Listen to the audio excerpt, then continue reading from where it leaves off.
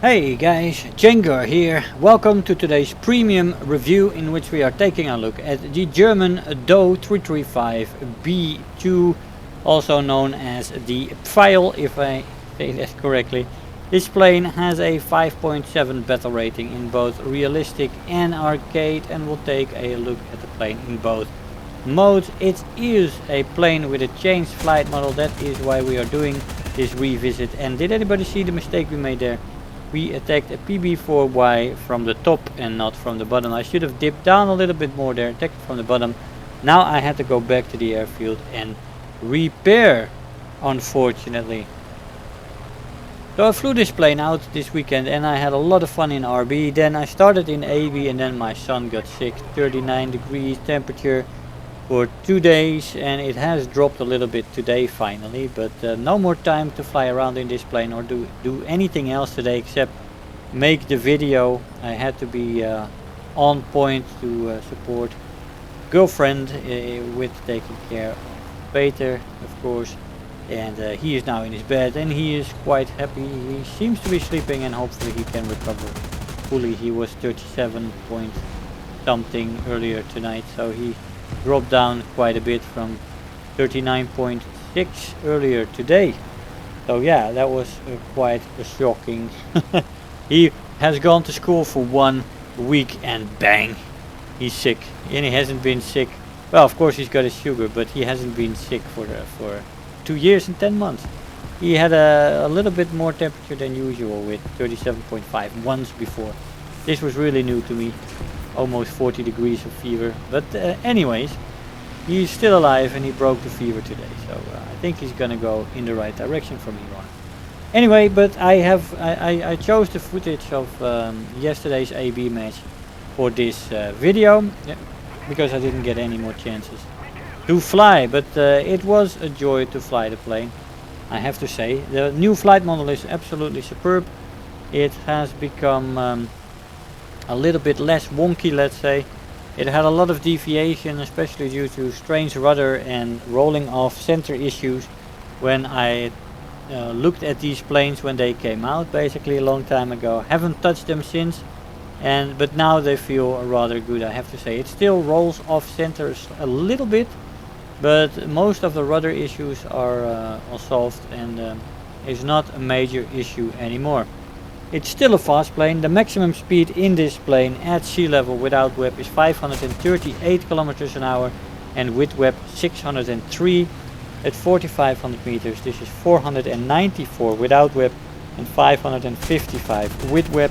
And finally at 6,500 meters she go up to 462 kilometers an hour without WEP and 522 with WEP. Now this is in indicated airspeed without Mach. But the WEP on this plane is absolutely fantastic. It is just like the G14. This thing even has a more powerful engine than that plane. And it is absolutely brutal under WEP empowerment. Let's say. That's where you want to use it in the vertical when you surprise planes, or if you have to escape in a dive. This plane is absolutely magnificent. Unsurpassed in a dive. Top speed in a dive is 898 kilometers an hour before she redlines and 950 plus before she rips apart. I did not manage to rip this plane. I dove down from 6,500 meters and after that I tried to dive down from 8,500 meters, but both times, the first time I got around 930 and the second time I got around 950, and I think she can go a little bit more because she wasn't shaking too badly yet. So this plane truly has jet speed in a dive, and I don't think any other prop at its battle rating can keep up with this plane in the long run. In the short term there may be some planes that can keep up, but in the long run no way. Control stiffening in this plane, you've noticed a slight tick at 550, almost neglectable, but you notice a first tick there in the roll rate especially, and at 750 another one, but it stays very good, the roll rate. And no issues there, so you can keep in that dive to about the red line, I think, without any issue. The elevator keeps working above the red line as well, so absolutely fantastic handling in a dive. It is one of the best prop planes in a dive, maybe even the best. Absolutely fantastic. The stall speed in the plane is 170, which is quite alright for such a big, huge plane. Firepower is fantastic. The plane runs with one 30mm Mk103 cannon in the nose with 70 rounds per gun. Then it has two 30mm Mk103s in the wings with 140 rounds per gun. And finally in the nose, two 20mm MG151s with 200 rounds per gun. That is brutal firepower, absolutely brutal. I used air targets for all the guns. You can also equip this plane with two 250 kilogram bombs, one 500 kilogram bomb, or two 250s combined with one 500. So you can even ground pound a little bit with this thing. Although you don't want to do that, you start with a defensive fighter spawn, which is quite high, and the plane doesn't have good climb rate. It's below average. But with that start you can get up to altitude and wreak havoc among enemy bombers and then work your way down. It is absolutely brutal, and yeah, I quite like the setup for this plane right now. With this flight model, it's absolutely fantastic. The ammo load in the plane is great. You have plenty of ammo, especially the wing mounted 30mm take a long time because they have slow firing rate. Acceleration in a straight line is decent. In a dive it's good to very good depending on where you are in your dive. In the beginning it's a bit slow, but when it builds up it becomes very good. The energy retention in the horizontal is great. This plane holds its speed very nicely. With both engines on and a web you can hold your speed almost indefinitely. It's nice. You can escape from a lot of people there. In the vertical the energy retention is good. Plane has two engines and does keep up quite well in the vertical. It's not the best there, like I said, there's many other planes that are better in the vertical, but still when you have the advantage and you come from altitude, that is where this plane shines. Climb rate is below average, doesn't support the performance in the vertical, and it is not the best way to fly this plane. It's basically a boom and run plane and then slowly zoom up again. That's what you want to do in this plane. That is the ideal playstyle, but sometimes you have to adjust and you have to be creative in a plane, and that also happens with this plane. We get 4 kills in that match with 2 ground targets, quite nice.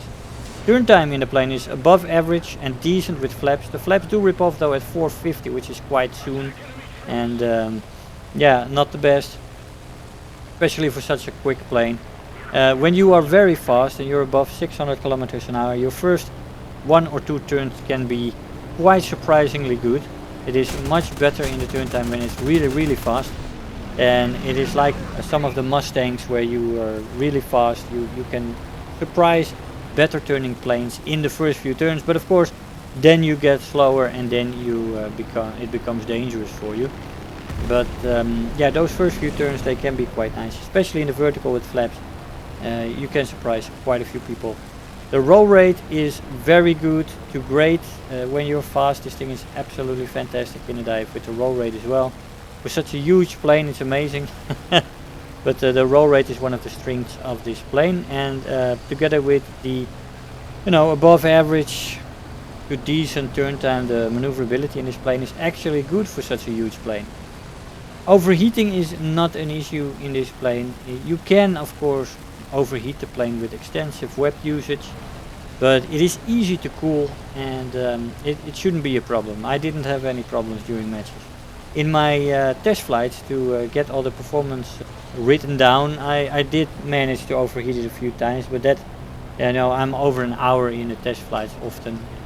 Yeah, I did manage to overheat it there, but how many matches are gonna take an hour, right? Not many. So in a usual match you will be hard pressed to overheat the plane. The durability is very good.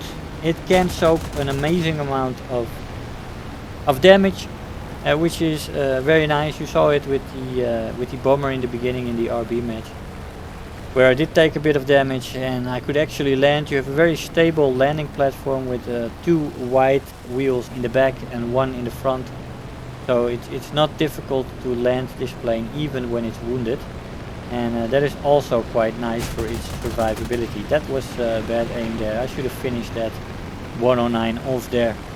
But anyway, like I said, this is a boom and zoom slash boom and run plane that can energy fight when it's in a pickle, but the energy fighting is not as good as the boom and running in this plane. That is where this plane is fantastic, and if you know how to fly it yet, this is also a good way to fly this plane. How we get a hit there with all the heavy armament that we have here on this F4, which is basically somebody who already died a few times.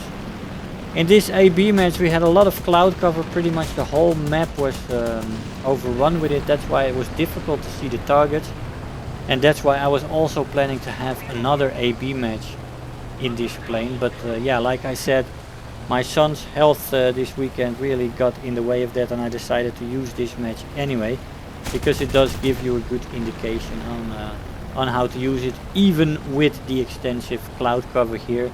You just gotta be careful, you gotta get the altitude, whether that's with side climbing or not.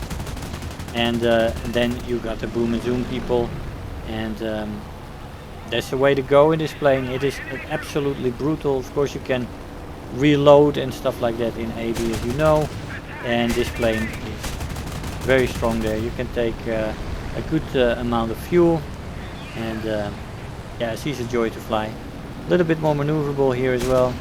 The roll rate stays absolutely fantastic. Better than most planes, I would say.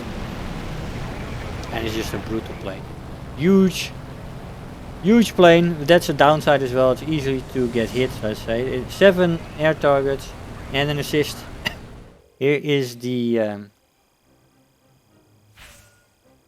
here's the card for the RB match. Let's see what we got. We've got Final Blow, Last Man Standing, Anti-Mech, Terror of the Sky, and Bulletproof. 87,000 silver lions and almost 25,000 research points. I'll see you in the conclusion. Hey guys, so here we are after the match. Now the Doe 335 B-2 is a premium that I didn't recommend the first time I was flying it out. When it just came out, it really had a few issues with the performance, and that made me doubt the plane. With the flight model changes to this thing now, this is absolutely a fantastic plane to buy, and it might actually have gotten in my top 5 that I made a few months ago.